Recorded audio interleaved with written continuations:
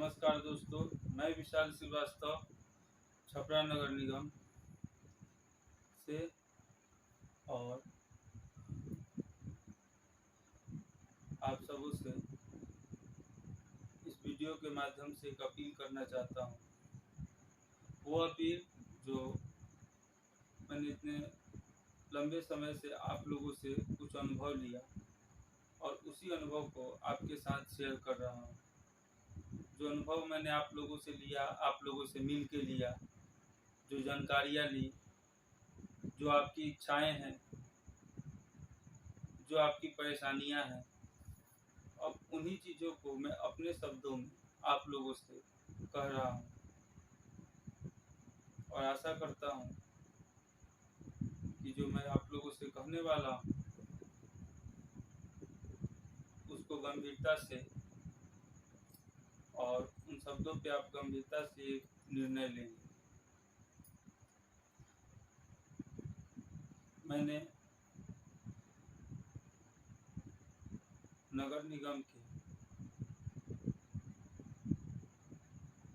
जितने वार्ड हैं, हमारे 45 वार्ड हैं, और उस वार्ड में लगभग हर वार्ड में बहुत सारे लोगों से मैं जाके पर्सनली उनसे मिला। हमारे नगर निगम में जो समस्याएं हैं उनसे रिलेटेड कुछ चर्चाएं की और नगर निगम चुनाव के भी बारे में।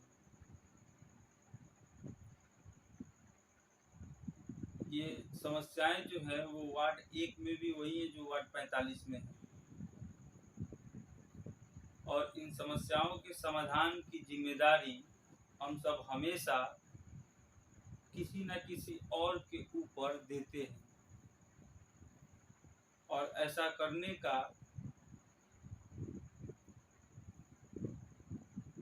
नियम हमारे संविधान में है।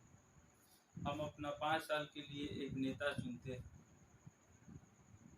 अपने वार्ड के स्तर पे, और अब की बार हमें मौका मिला है मेयर और डिप्टी मेयर को भी वोट करने का, यानी कि उन्हें भी खुद से चुनने का।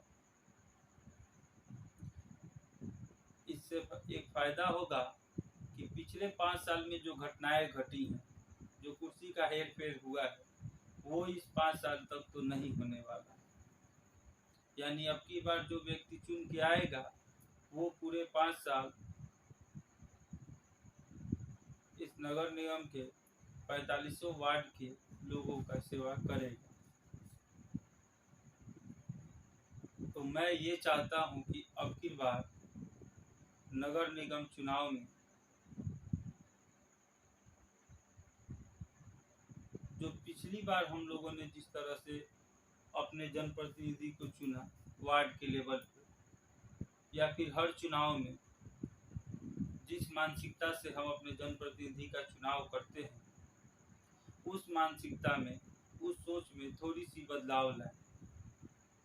जैसा कि मैं आप लोगों से मिला और आप ही लोगों ने, बहुत सारे लोगों ने कहा कि यहाँ पे जो चुनाव होता है उसमें लोग अपनी जातियों के आधार पे अपना नेता चुनते हैं।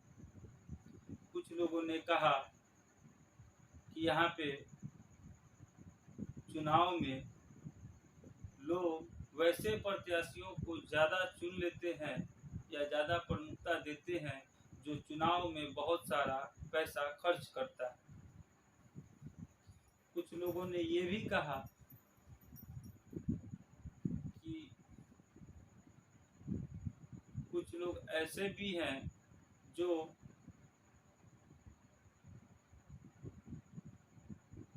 अगर 10 जनप्रतिनिधि खड़े हुए हैं किसी वार्ड में और उसमें जो थोड़ा सा ज़्यादा मजबूत है, धन बल सवांग जिसको कहते हैं, वैसे व्यक्ति को लोग चुन लेते हैं।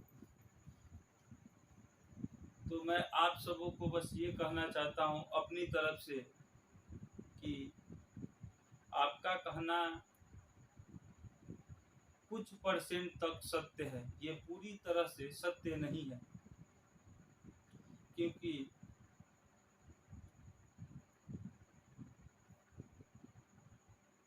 अगर मैं किसी गली में रहता हूँ और उस गली में हर तरह के अलग अलग सोच के लोग हैं, सबकी अपनी अपनी मानसिकता है और उस आधार पे वो अपना जनप्रतिनिधि चुनते हैं। मगर उन सबको एक चीज सोचनी चाहिए कि जो उनकी समस्याएं हैं वो सबके लिए बराबर है। उस गली का अमीर व्यक्ति, उस गली का गरीब व्यक्ति, जो लोग जातिगत मानसिकता के आधार पर अपना नेता चुनते हैं, तो उस गली में जितने जाति के लोग रहते हैं उन सब की समस्या एक ही होगी। अगर नाले की पानी की निकासी नहीं है, रोड पे पानी फैला हुआ है, तो वो समस्या पूरी गली की है। अगर बिजली प्रबंधन सही नहीं है, स्ट्रीट लाइट सारे नहीं जलते हैं, तो गली में जिस जगह पे अंधेरा होगा उस गली के लोगों को, चाहे उस व्यक्ति का घर चाहे जहां भी हो उस गली में, उस अंधेरे से उतना दूर गुजरना ही पड़ेगा। और उस गली में जहाँ पे लाइट होगी तो उस गली के हर व्यक्ति को अगर कहीं आना जाना है तो उस सुविधाजनक जगह से भी गुजरना होगा। मैं आप लोगों से बस ये एक अपील करना चाहता हूँ कि इस चुनाव में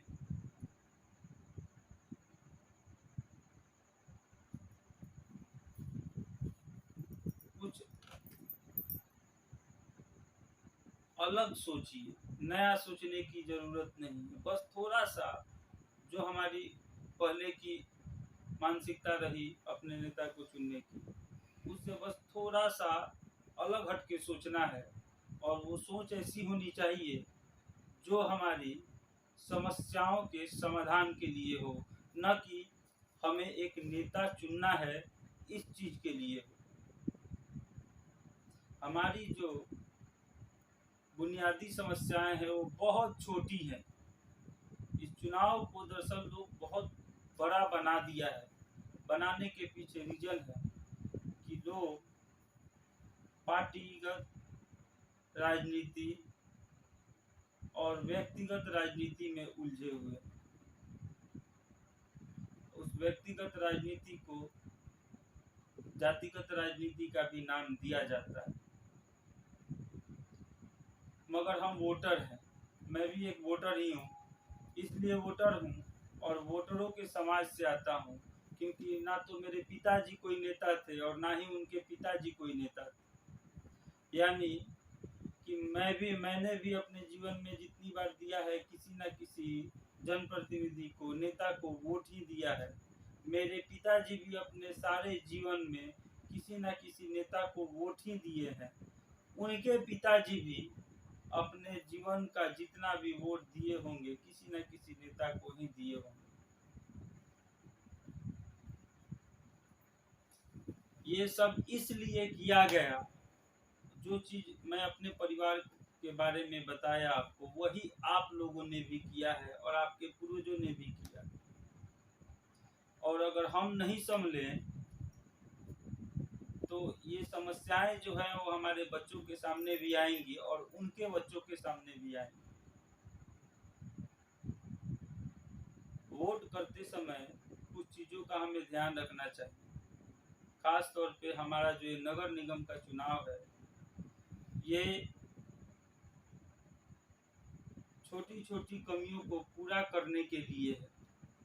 कमियां नाला बनवाना, नाले की साफ सफाई, गली बनवाना, गली की साफ सफाई, इसमें कोई बड़ा ब्रिज नहीं बनाना है, बड़ा हाईवे नहीं बनाना है, बड़े बड़े हॉस्पिटल कॉलेज नहीं बनाने हैं हमारे जनप्रतिनिधि। इसलिए पार्टीगत और जातिगत और पैसे के अंतर्गत जो लोग भी राजनीति करते हैं या फिर इस तरह के मानसिकता वाले लोग जो आपसे बात करते हैं, उन लोगों से दूरी बनाइए। किसी को भी कुछ भी डायरेक्ट बोल दीजिए ताकि वो फिर दोबारा आपके पास नहीं आए। और मैं आशा करता हूँ कि हम सब अपने बुद्धि विवेक से अब की बार ये जो पुरानी राजनीतिक व्यवस्था है इससे बाहर निकलकर एक नए सोच के साथ अपने शहर में एक नई राजनीतिक व्यवस्था बनाएंगे।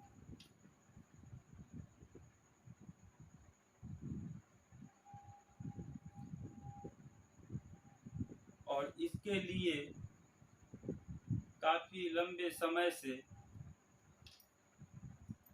मैं इस नगर निगम के 45 वार्ड के बहुत सारे लोगों से मिला।